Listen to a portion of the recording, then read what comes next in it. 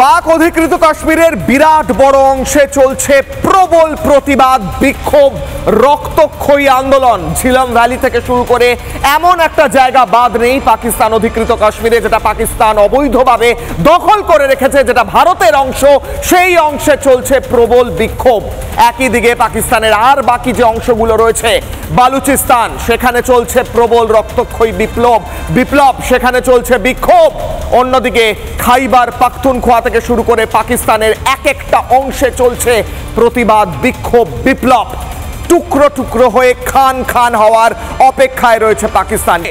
আমাদের বিষয় একদম স্পেসিফিক, পাক অধিকৃত কাশ্মীর কি এবার হারাতে চলেছে পাকিস্তান, ফিরবে ভারতে? কারণ এদেশের স্পষ্ট ভাষায় রাজনাথ সিং এদেশের ভার্সন যেটা, এদেশের বক্তব্য যেটা, প্রতিরক্ষা মন্ত্রী তিনি জানিয়ে দিয়েছিলেন যে পাক অধিকৃত কাশ্মীর ভারতে ফেরানোর জন্য ভারতের কোনো সামরিক অভিযান করতে হবে না।